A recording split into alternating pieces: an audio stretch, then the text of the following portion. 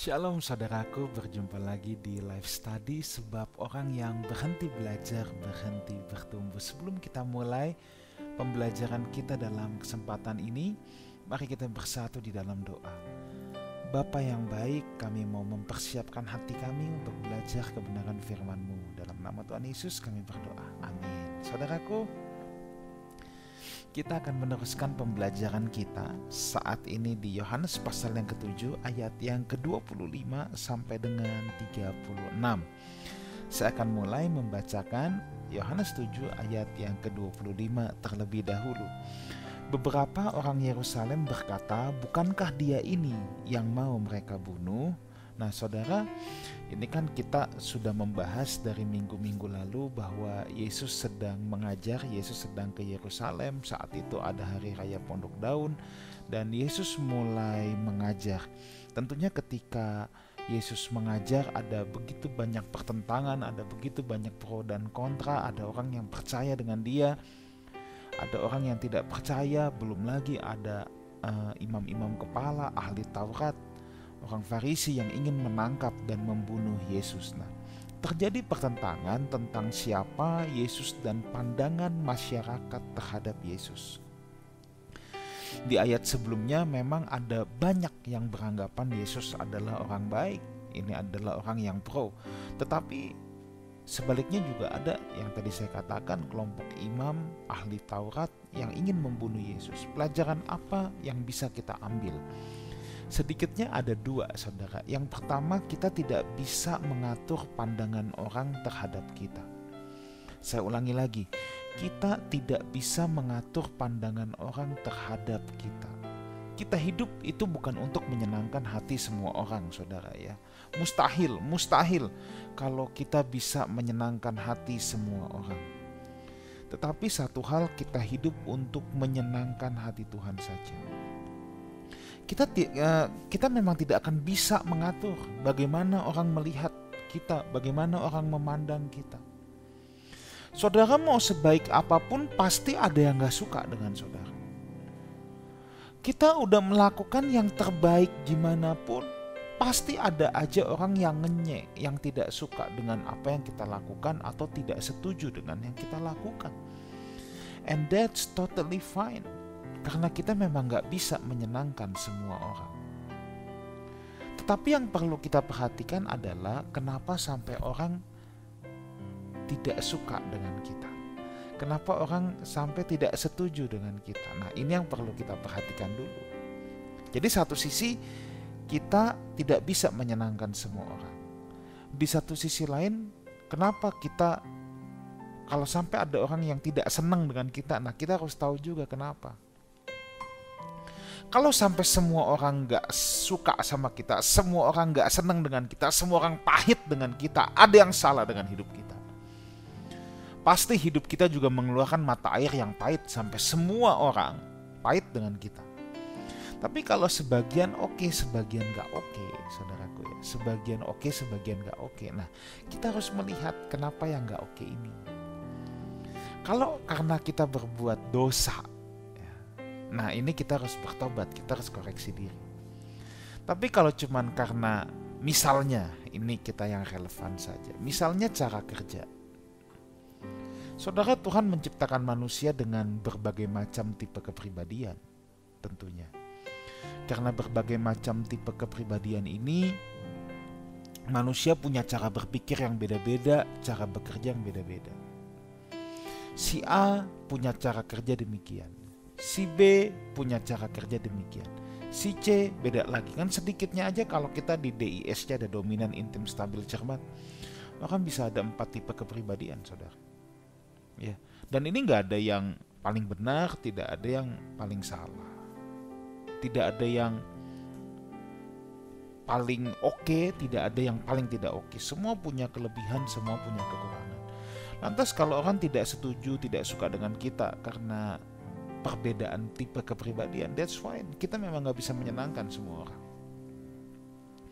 Tapi kalau sampai orang gak senang sama kita karena kita berbuat dosa, kita harus koreksi. Jadi pelajaran yang pertama, kita tidak bisa mengatur pandangan orang terhadap kita. Tetapi ada pelajaran yang kedua. Orang boleh berusaha mempersalahkan kita, tetapi jangan sampai menemui kesalahan kita kecuali karena ibadah kita dan pelayanan kepada Tuhan. Nah, ini saudara ya. Jadi kalau orang mempersalahkan kita, tadi kembali lagi, kalau karena cara kerja, tipe kepribadian, oh ya biarin aja gitu, biarin aja. That's not our business. Lakukan yang terbaik. Yang penting jangan orang mempersalahkan kita karena dosa, karena perbuatan-perbuatan yang melanggar moral. Kalau orang mempersalahkan kita karena ibadah kita, pelayanan kita, hati kita, that's totally fine. Bukankah Daniel dulu juga diperlakukan seperti itu? Ketika raja menyuruh dan orang-orang mau mencari-cari kesalahan Daniel, Daniel tidak didapati bercacat dan bercela selain ibadahnya kepada Tuhan. Ya, Daniel tidak ditemui bercacat dan bercela selain ibadahnya kepada Tuhan. Nah, orang banyak ini mau mempersalahkan Yesus, namun sampai akhirnya mereka memang tidak dapat menemui kesalahan Yesus. Susah saudara, ya. Mereka sampai akhirnya tidak menemui. Jadi ingat nih, kita nggak bisa menyenangkan semua orang. Tapi orang yang nggak senang sama kita pastikan bukan karena dosa dan pelanggaran kita, ya. Orang yang nggak senang sama kita boleh mempersalahkan kita, tapi jangan dia menemukan kesalahan kita karena cacat moral, perbuatan yang tidak terpuji, jangan. Biarlah dia mempersalahkan kita karena ibadah kita, karena pelayanan kita, karena belas kasihan kita, karena kasih kita, that's fine. Ya, oke, kita lanjutkan ayat 26. Dan lihatlah ia berbicara dengan leluasa dan mereka tidak mengatakan apa-apa kepadanya. Mungkinkah pemimpin kita benar-benar sudah tahu bahwa ia adalah Kristus? Saudara, pertanyaan orang Yerusalem, masyarakat umum kan ini yang bertanya. Ini sebenarnya seperti menampar saudara, seperti menginjak-injak wewenang para tua-tua dan mahkamah agama. Makanya dia bilang, kok mereka nggak mengatakan apa-apa? Apakah pemimpin-pemimpin kita, tua-tua itu, para ahli Taurat, mahkamah agama, udah tahu belum sih? Kan gitu kira-kira saudara ya. Kalau mereka tahu dan dia bukan Kristus, kenapa dibiarkan dia bisa leluasa berbicara? Nah jadi saat ini sekalipun ada orang-orang yang tidak setuju pun, ini juga terbagi dalam banyak blok saudara. Mereka pun mempertanyakan para pemimpin-pemimpin agama saat itu. Udah tau gak bener kok tetap dikasih ngomong? Kan begitu, ini untuk orang-orang yang gak sepaham, yang gak sepandangan dengan Yesus. Nah, ayat 27. Tetapi tentang orang ini kita tahu dari mana asalnya, tetapi bila mana Kristus datang, tidak ada seorang pun tahu dari mana asalnya. Oke. Kalau ditinjau dari sifat ilahinya saudara, tidak ada satu orang pun yang tahu. Seperti Melkisedek, kalau saudara baca di kitab Kejadian yang tiba-tiba ada tanpa silsilah, ya, tanpa riwayat, tidak diketahui asal usulnya. Tetapi memang kalau secara sifat manusiawi mereka tahu dari mana Yesus berasal, siapa bapaknya, siapa ibunya. Jadi kalau di sini dikatakan tetapi tentang orang ini kita tahu dari mana asal usulnya, ini masalah sifat manusiawi. Sifat ilahinya tidak ada yang mengenali. Nah, mereka juga dalam hal ini tidak percaya bahwa Yesus adalah Mesias. Mereka tidak respect terhadap Yesus. Makanya mereka tidak bisa belajar apa-apa dari Yesus. Ya. Saudara, kita hanya bisa belajar dari orang yang bisa kita respect. Kalau saudara tidak bisa merespek seseorang, saudara tidak akan bisa belajar dari orang itu. Saudara datang kebaktian, saudara tidak respect dengan worship leader yang ada di depan, saudara tidak akan bisa menikmati hadirat Tuhan. Trust me. Saudara datang ibadah, saudara tidak respect dengan orang yang menyampaikan kebenaran firman Tuhan, saudara tidak akan bisa belajar kebenaran firman Tuhan pada saat itu. Respect sangat dibutuhkan. Nah, orang yang punya tinggi hati, orang yang punya kesombongan sulit untuk merespek. Apalagi merespek orang yang dianggap lebih rendah, lebih bawah daripada dirinya. Ya. Jadi disinilah mereka tidak bisa respect dengan Yesus, akhirnya mereka tidak belajar apa-apa. Nah, Itu sebabnya kita perlu belajar yang namanya merendahkan diri. Karena hanya orang yang merendahkan diri yang akan merespek setiap orang yang ia temui. Ketika dia bisa merespek setiap orang yang dia temui, dia akan bisa belajar banyak hal dari siapapun yang dia temui. Ayat 28-29, waktu Yesus mengajar di bait Allah, ia berseru, memang aku kamu kenal dan kamu tahu dari mana asalku. Nah, ini kan sifat manusiawinya. Namun aku datang bukan atas kehendakku sendiri, tetapi aku diutus oleh Dia yang benar, yang tidak kamu kenal. Ini sifat ilahinya. Ayat yang ke-29, aku kenal Dia, sebab aku datang dari Dia dan Dialah yang mengutus aku. Nah, saudara, Yesus tahu persis isi hati mereka yang sedang mencibir Yesus. Ini kan yang tadi kan kata-kata cibiran, saudara. Ya, aku kenal kok, kita kenal kok siapa bapak ibunya. Kenapa orang mesti anggap dia Mesias? Kenapa kita mesti anggap dia Kristus yang diurapi? Nah, Yesus tahu persis isi hati mereka yang mencibir dia, tetapi dia tidak memberitahu dari siapa dia datang. Mereka bisa tahu asal-usul manusiawi Yesus, tetapi mereka tidak akan bisa mengenali siapa yang mengutus Yesus ke dalam dunia ini. Nah, saudaraku, mereka memang mencibir Yesus, saudara. Mereka memang mencibir Yesus. Mereka merendahkan Yesus. Nah, orang yang tidak lapar dan haus akan Tuhan, Tuhan juga tidak akan beritahu rahasianya. Makanya kelaparan dan kehausan akan pribadi Tuhan itu syarat mutlak, hal mutlak dalam kekristenan. Kalau kita sudah tidak lapar, tidak haus akan Tuhan, maka kita akan sangat sulit untuk mengenali kebenaran-kebenarannya, kita akan sangat sulit untuk mengenali pribadinya. Ya. Nah, mereka kan di sini mengeluh tentang Yesus. Yesus menanggapi dengan dua cara, saudara. Yang pertama dengan cara menyetujui. Makanya kan Tuhan bilang, memang aku kamu kenal dan kamu tahu dari mana asalku. Nah, ini Yesus seakan-akan menyetujui, membenarkan bahwa mereka memang tahu atau dapat mengetahui asal-usulnya secara daging. Namun mereka keliru dan tidak tahu dan tidak paham apa yang sebenarnya terjadi di balik semua itu. Mereka hanya tahu kulit, hanya tahu permukaan. Nah, Yesus meresponi, kalau tadi respon pertama dengan cara menyetujui, respon yang kedua dengan cara menyangkal. Menolak apa yang mereka lihat dalam diri Yesus, karena mereka hanya tahu kulit, tahu dari kota mana. Mungkin kalau kita hayalkan lagi, sekolahnya di mana, asal usulnya, kerjaannya, hari-hari ngapain. Tapi kan mereka hanya tahu kulit luar. Mereka menilai dari luar. Itu sebabnya Yesus berkata bahwa ia datang bukan atas kehendaknya sendiri. Nah, ayat 33:1 kita lihat sekarang. Mereka berusaha menangkap dia, tetapi tidak ada seorang pun yang menyentuh dia, sebab saatnya belum tiba. Tetapi di antara orang banyak itu ada banyak yang percaya kepadanya, dan mereka berkata, apabila Kristus datang, mungkinkah ia akan mengadakan lebih banyak mujizat daripada yang telah diadakan oleh dia ini.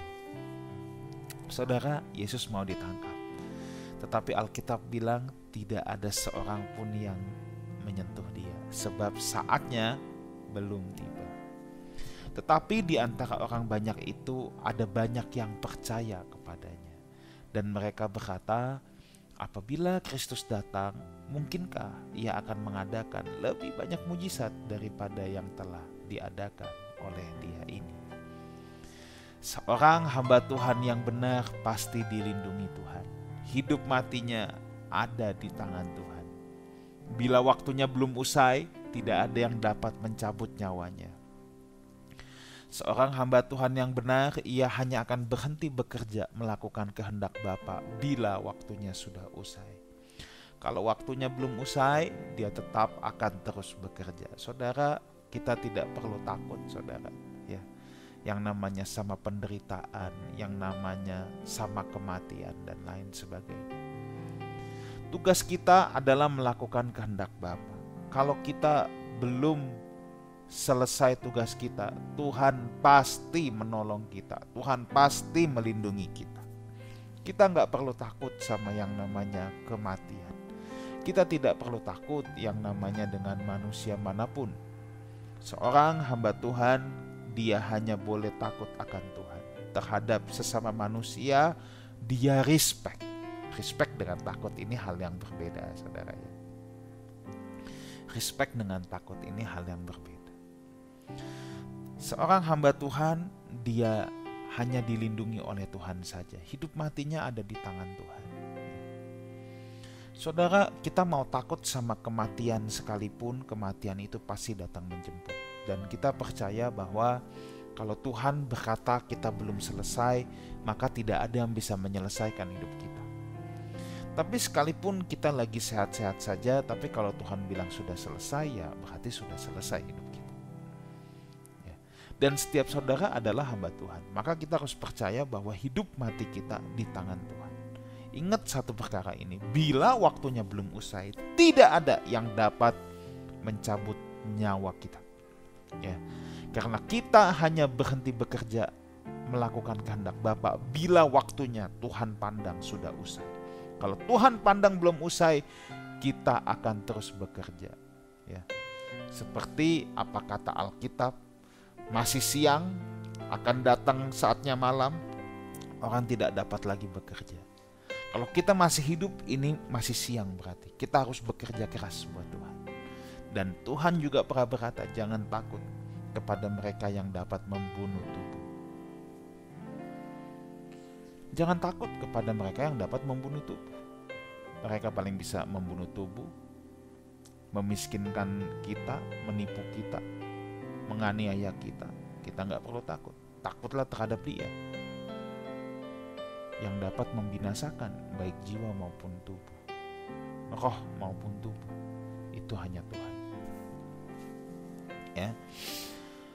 Ada juga yang percaya, kalau di ayat ke-31, ada juga yang percaya kepada Yesus melalui tanda-tanda yang dibuat oleh Yesus. Memang tanda dibuat supaya orang menjadi percaya, saudaraku. Memang tanda dibuat supaya orang menjadi percaya. Tanda bukan tujuan, hanya pengantar kepada tujuan. Maka Yesus mengerjakan banyak mujizat dan terbukti banyak orang memang yang percaya juga kepada Yesus. Ya, ayat 32. Orang-orang Farisi mendengar orang banyak membisikkan hal-hal itu mengenai Dia. Dan karena itu imam-imam kepala dan orang-orang Farisi menyuruh penjaga-penjaga bait Allah untuk menangkapnya. Coba kalau saudara lihat di sini, orang-orang Farisi mendengar orang banyak membisikkan hal-hal itu mengenai Dia. Lihat pola orang Farisi bekerja, ya. Dia menyusup, menghasut. Inilah pola-pola orang Farisi bekerja. Ya.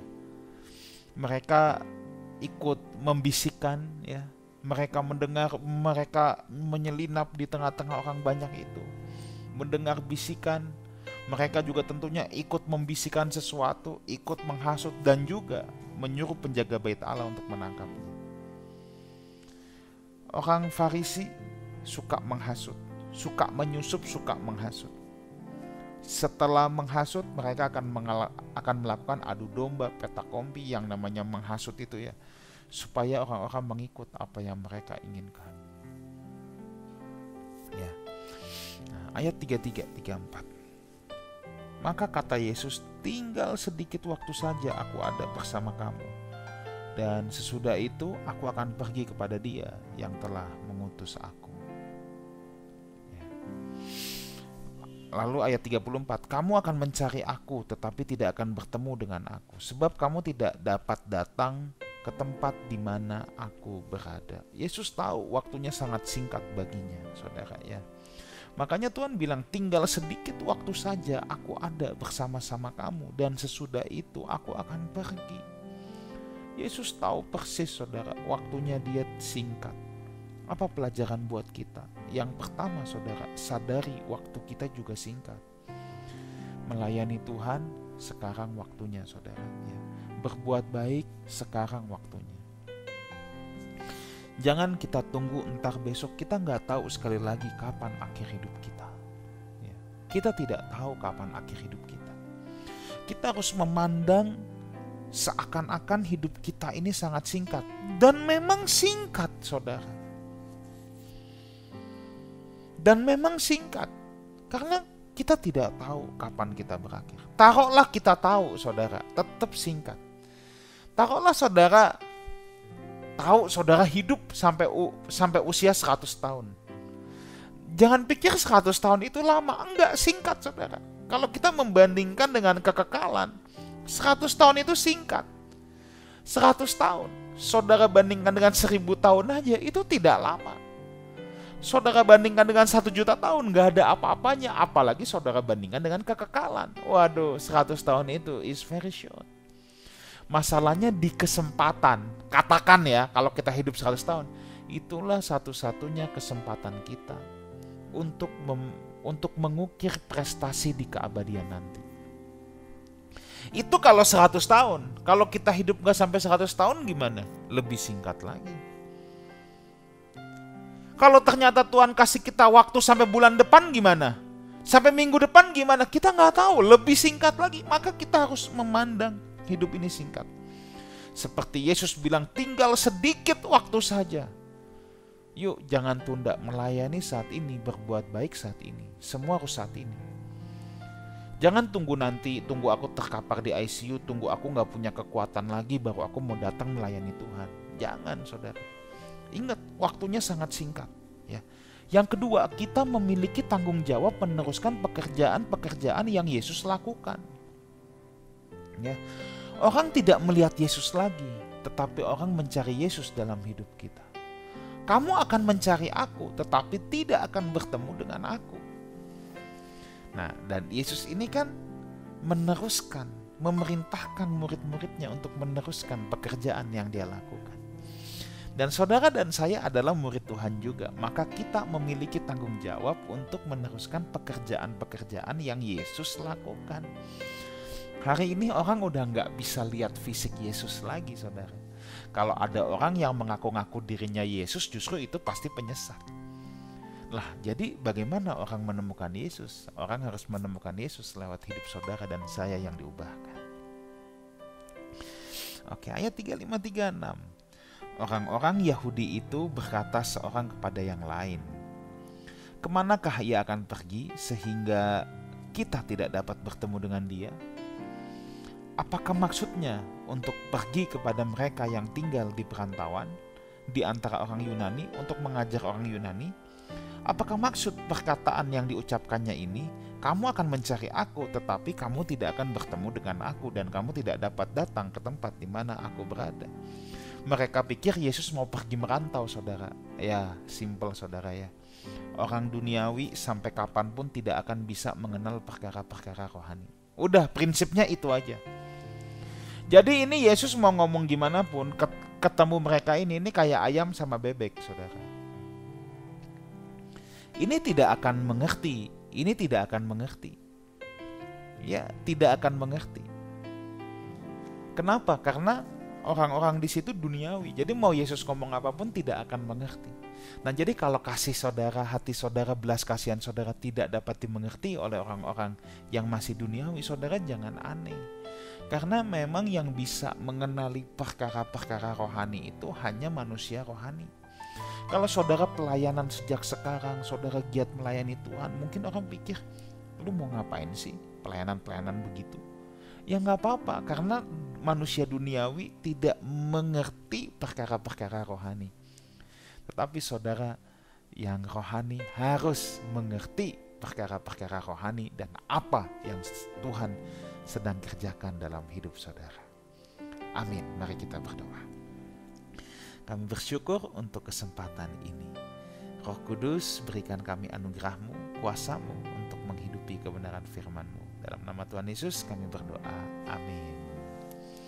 Saudaraku, sampai jumpa lagi di live study minggu depan. Jangan kemana-mana, sebab orang yang berhenti belajar, berhenti bertumbuh. Dan saya tunggu kehadiran Bapak Ibu Saudara. Ajak anak-anak saudara untuk beribadah bersama Life House Community setiap hari Minggu jam 10 pagi di Wang Plaza lantai 2 Jakarta Barat. Tuhan Yesus menyertai kita semua. Amin.